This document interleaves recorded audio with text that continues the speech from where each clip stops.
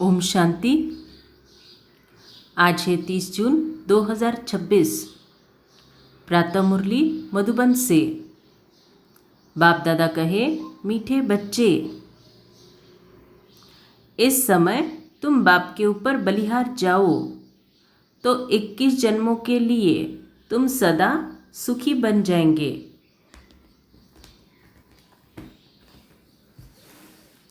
प्रश्न: ज्ञानी बच्चों की अपनी अवस्था ठीक रखने के लिए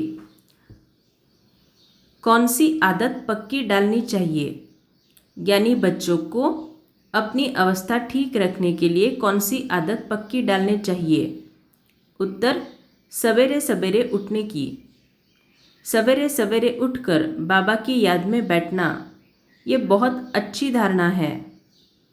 जो बच्चे जल्दी सोते और जल्दी उठ जाते, उनकी अवस्था सारा दिन ठीक रहती है।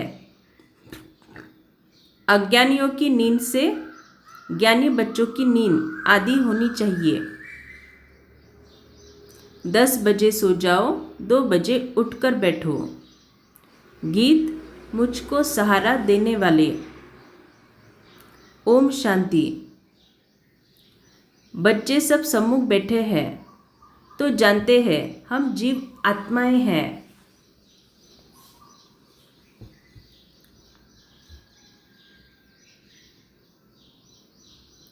यहाँ तो जीव आत्माएं होगी ना। जब आत्मा को शरीर नहीं है तो नंगी है, उसको अशरीरी कहा जाता है। तुम तो शरीर के साथ बैठे हो। आत्मा व परमात्मा जब तक शरीर में न आए तो बोल न सके।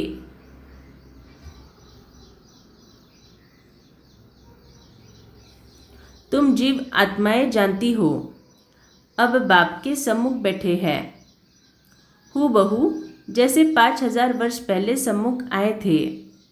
बच्चे ज़रूर बाप से वर्षा ही लेंगे। जानते हैं हम अपने परमपिता परमात्मा बेहद बाप के सम्मुख बैठे हैं। क्यों बैठे हैं? बाप से बेहद का वर्षा लेने। जैसे स्कूल में समझते हैं हम टीचर द्वारा इंजीनियरी बैरिस्ट्री सीखते हैं, ये एम ऑब्जेक्ट रहती है। तुम बच्चे समझते हो परमपिता परमात्मा हमको ब्रह्मा के तन से बैठ राजयोग सिखलाते हैं। भगवान नुवाच, यह तो बच्चों को समझाया है कि भगवान निराकार को कहा जाता है।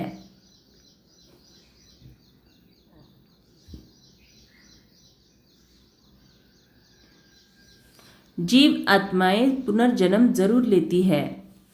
कोई भी सन्यासी से तुम पूछो मनुष्य पुनर्जन्म लेते हैं तो ऐसे नहीं कहेंगे कि नहीं लेते हैं, नहीं तो 84 लाख जन्म कैसे कहते। पूछो तुम पुनर्जन्म को मानते हो? ये तो बरोबर है। आत्मा संस्कार अनुसार एक शरीर छोड़ फिर दूसरा लेती है। ऐसे कोई मनुष्य 84 जन्म लेते हैं। 84 लाख जन्म की तो बात ही नहीं। पहला जन्म जरूर बहुत अच्छा सतोप्रधान होगा, लास्ट चिट्ठी तमो प्रधान होगा।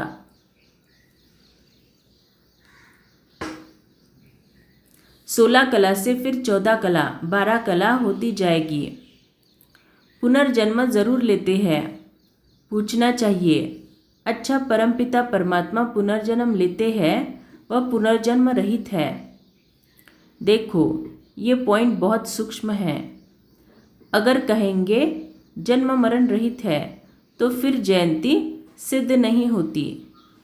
कहेंगे शिव जयंती तो मनाई जाती है, समझाया जाता है, हाँ शिव जयंती है, परंतु जन्म के साथ फिर मरना जिसे कहा जाता है वो है नहीं। अगर मरे तो फिर पुनर्जन्म ले। बाप कभी पुनर्जन्म नहीं लेते। वो इस तन में एक ही बार आते हैं, बस फिर पुनर्जन्म में नहीं आते।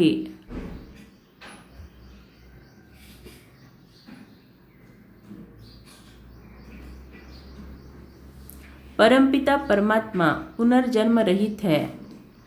वो कभी सतोप्रधान से तमोप्रधान नहीं बनते हैं।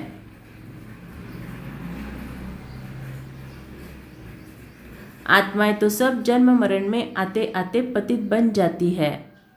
फिर बाप आते हैं पावन बनाने। इससे सिद्ध होता है आत्मा ही पतित होती है, आत्मा घर से पावन आती है।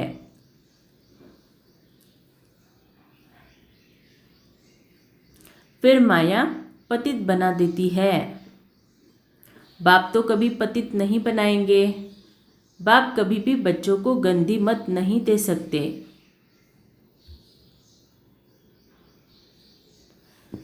इस समय के मनुष्य पतित मत ही देते हैं। अब पावन बाप कहते हैं कि पतित नहीं बनो, अर्थात विकार में नहीं जाओ। रावण की मत से दुखधाम बन गया, पहले सुखधाम था।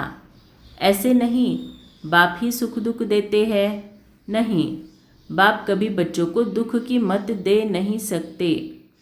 माया ही दुख देती है। उस माया पर जीत पाने से तुम जगत जीत बनते हो। मनुष्य माया का अर्थ नहीं समझते। वो धन को माया कह देते, कहते हैं ना, इनको माया का नशा बहुत है। परंतु माया का नशा होता नहीं। वह रावण का भूत बनाकर जलाते नहीं।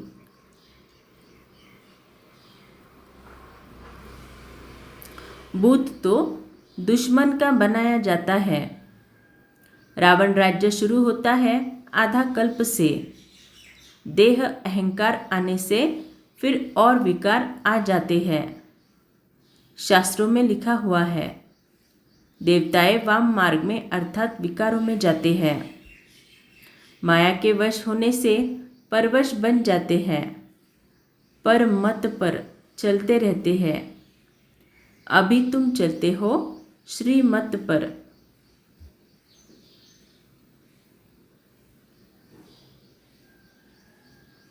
परमत माना माया की मत। श्री अर्थात श्रेष्ठ मत है बाप की, वो है रावण की मत। परमत, इसीलिए बाप ने कहा है आसुरी संप्रदाय सब रावण की जंजीर में बंधे हुए दुखी है।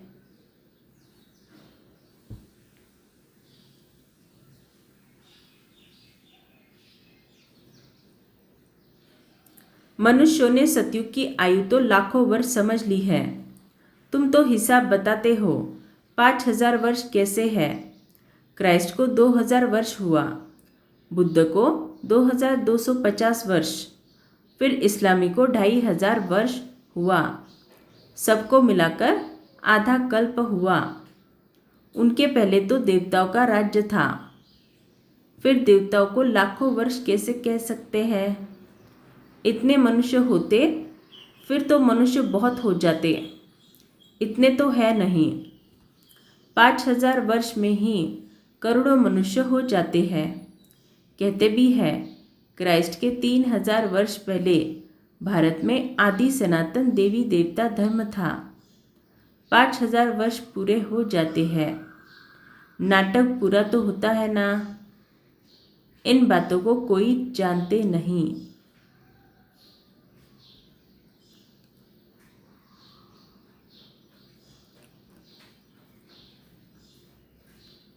मैं जो हूँ, जैसा हूँ, ये चक्र फिरता है, कोई जान न सके।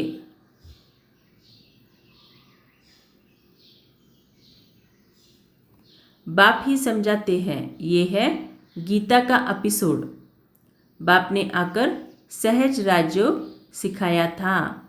तो गीता का एपिसोड माना ये जो संगम युग का हमारा 100 साल है, इसको बाबा गीता का एपिसोड बोलते हैं।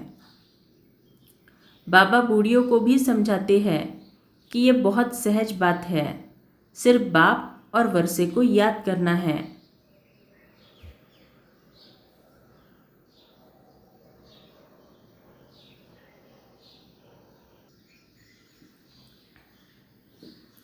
बच्चा पैदा हुआ गोया वारिस पैदा हुआ। तुम समझते हो हम बाबा के वारिस हैं।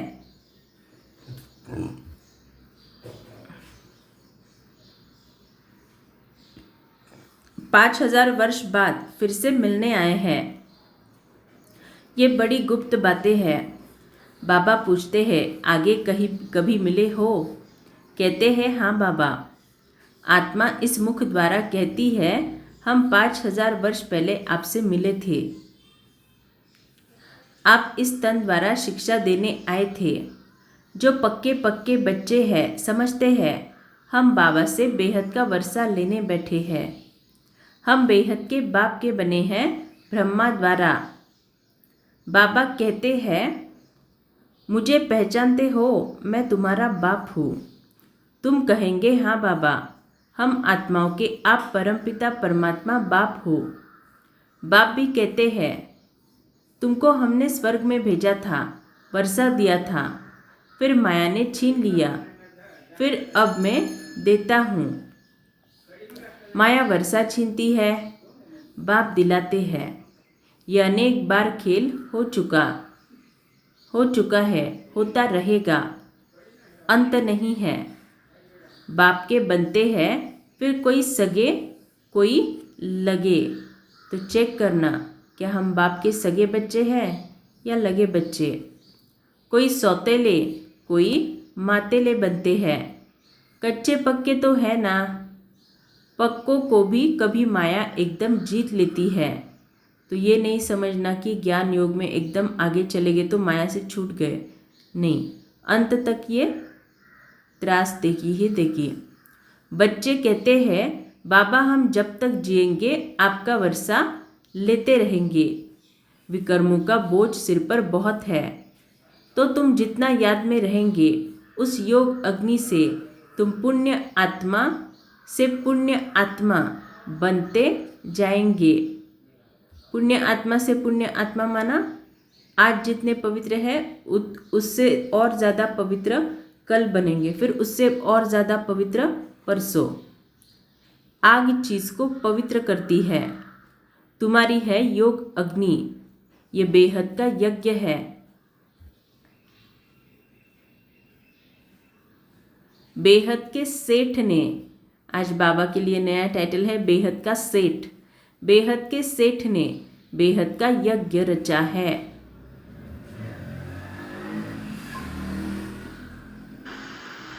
इतने वर्ष कोई भी यज्ञ चलता नहीं है। 7-8 रोज व 1 मास के लिए यज्ञ रचते हैं। तुम्हारा ये यज्ञ तो कितने वर्षों से चल रहा है। बाप तो सुनाते रहते हैं, कहते हैं भूल मत जाना, सिर्फ मुझे याद करो तो तुम्हारे जन्म जन्मांतर के विकर्मों का बोझा कटता जाएगा।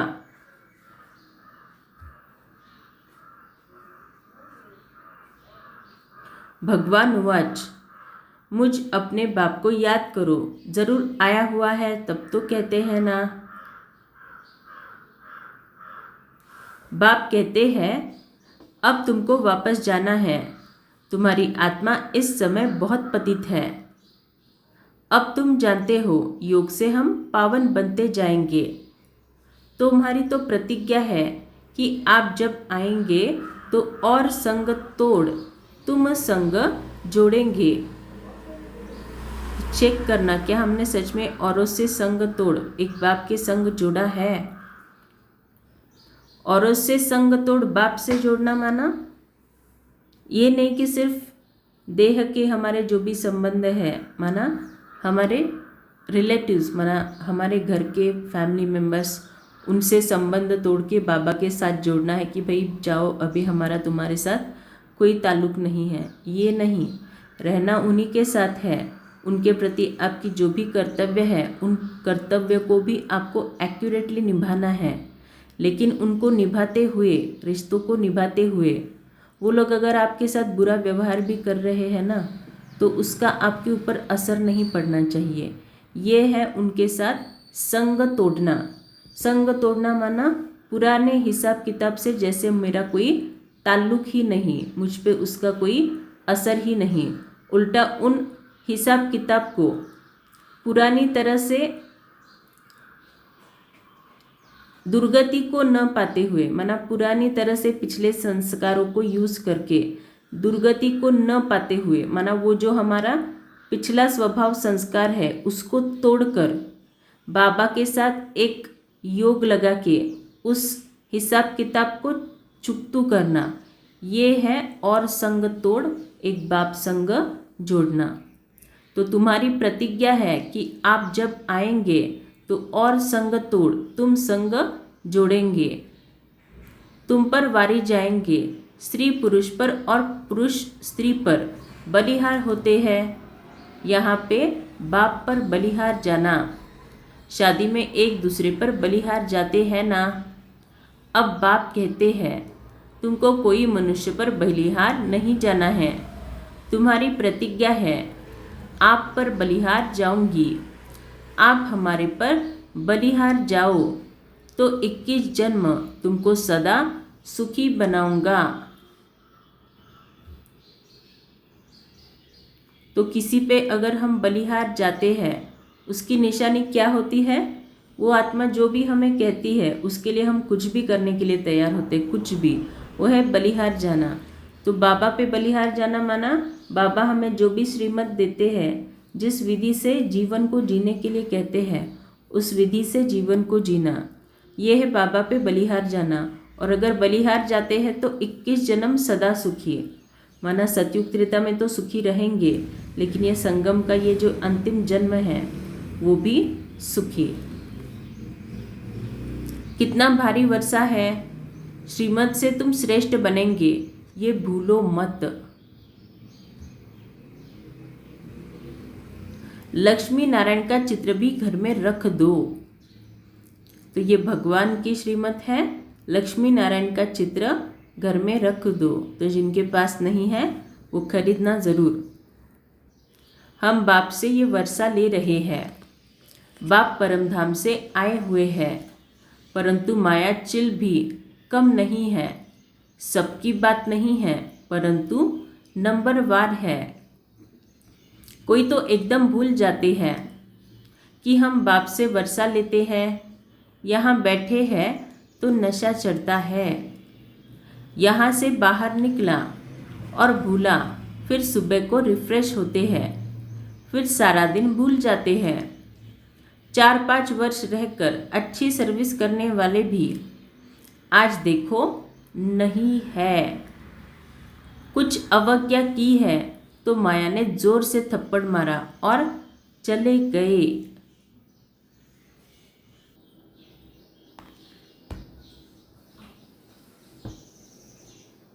बाबा कह देते हैं चढ़े तो चाखे प्रेम रस, गिरे तो चकनाचूर।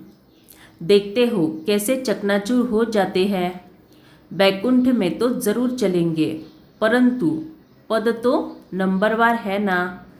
भल कहाँ सब सुखी रहते हैं, फिर भी मर्तबे तो होते हैं ना। स्कूल में मर्तबे पाने के लिए ही तो पुरुषार्थ करते हैं, ऐसे नहीं प्रजा ही सही जो तकदीर में होगा। नहीं, इसको तमोप्रधान पुरुषार्थ कहा जाता है। सतोप्रधान उनको कहेंगे जो बाप से पूरा वर्षा लेने की प्रतिज्ञा करते हैं। तो आज बाबा को चिट्ठी लिखना, बाबा मुझे पूरा वर्षा लेना है, आप मदद करो। ये घुड़दौड़ है, सभी नंबर 1 तो नहीं जाएंगे, ये ह्यूमन रेस है। तुम चाहते हो हम जल्दी शिव बाबा के गले में पिरोए जाए तो उनको याद करना पड़े। सारा मदार याद पर है, माया विघ्न ऐसा डालती है जो एकदम रेस से निकाल देती है। तुम्हारी ह्यूमन रेस है। आत्मा कहती है हम बहुत दुखी हुए हैं, शरीर लेते लेते तंग हुए हैं।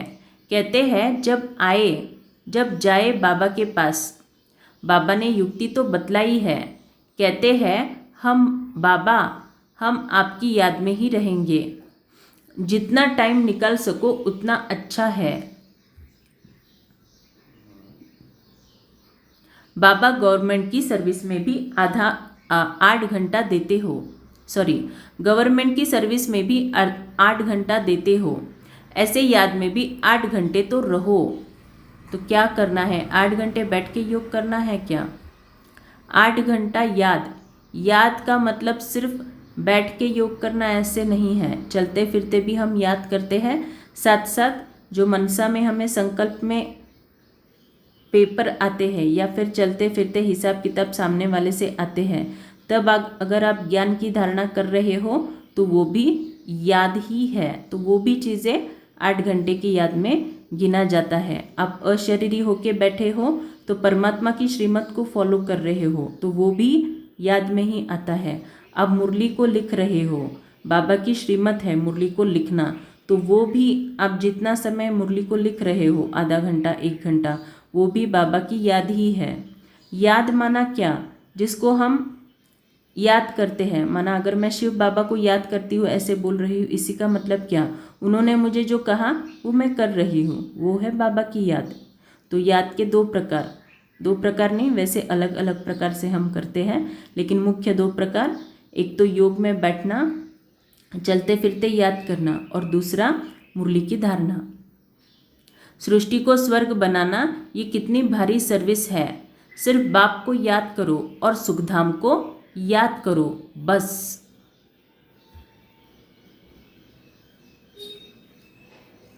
परसों के दिन एक मुरली में पॉइंट आया था, वानप्रस्थ को मूल वतन कहेंगे। उसका चिंतन मैंने अमृत वेले लिखा, सुनाऊंगी कभी, अभी तो टाइम नहीं है। बस यह 8 घंटा सर्विस करेंगे तो तुम पूरा वर्षा पाएंगे। ऐसे ऐसे याद करते करते तुम्हारे विकर्म विनाश होंगे। 8 घंटा इस सर्विस में दो, बाकी 16 घंटा तुम फ्री हो। जितना हो सके तुम घड़ी घड़ी याद करो। याद तो कहाँ भी बैठकर कर सकते हो। सबसे अच्छा टाइम तुमको सवेरे मिलेगा। सिंधी में कहावत भी है, सवेरे सोना सवेरे उठना, सवेरे सोना सवेरे उठना, वही मनुष्य बड़ा गुणवान है। यह गायन भी अभी का है। बाप कहते हैं रात को जल्दी सो जाओ और फिर सवेरे सवेरे उठो। अज्ञानी लोग 8 घंटा नींद करते हैं। तुम्हारी नींद आधी होनी चाहिए। आधी माना 4 घंटे में हमारी नींद पूरी होनी चाहिए। 4-5 घंटा नींद बस। तुम कर्मयोगी हो ना। रात को 10 बजे सो जाओ, 2 बजे उठो। शिव बाबा को याद करने से तुम्हारी कमाई बहुत है।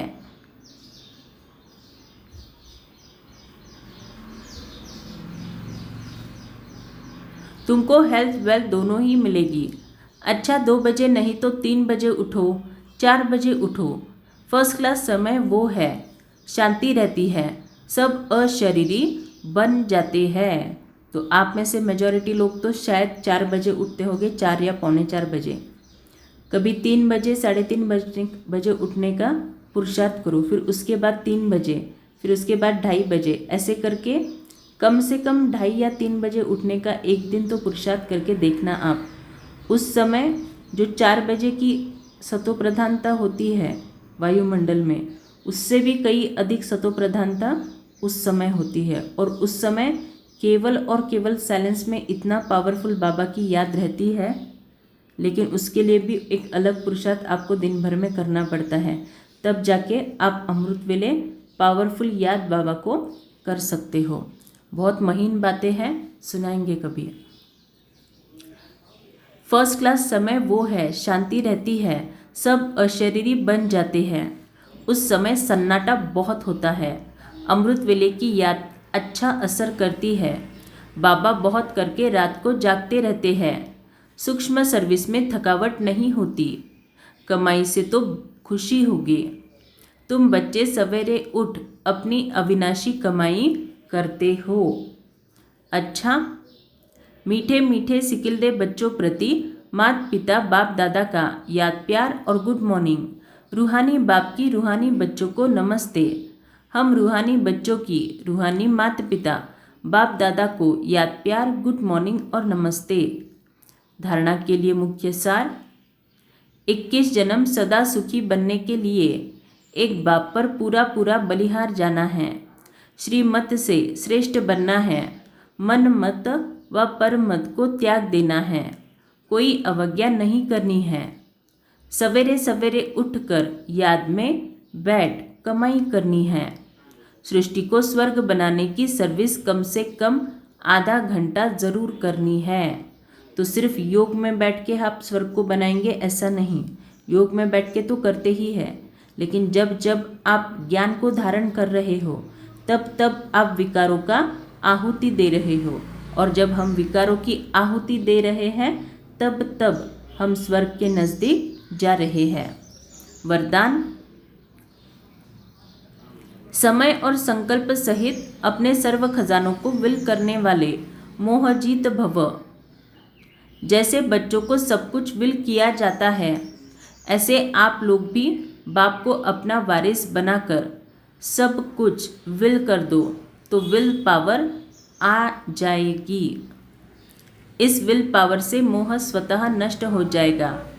जैसे साकार बाप ने पूरा ही अपने को विल किया, वैसे आप लोगों की जो स्मृति है, समय और संकल्पों का खजाना है, उसे विल करो, अर्थात श्रीमद् प्रमाण सेवाओं में लगाओ, तो मोह जीत बंधन मुक्त बन जाएंगे। स्लोगन, एक दो का स्नेही बनने के लिए सरलता और सहनशीलता का गुण धारण करो। अच्छा, ओम शांति।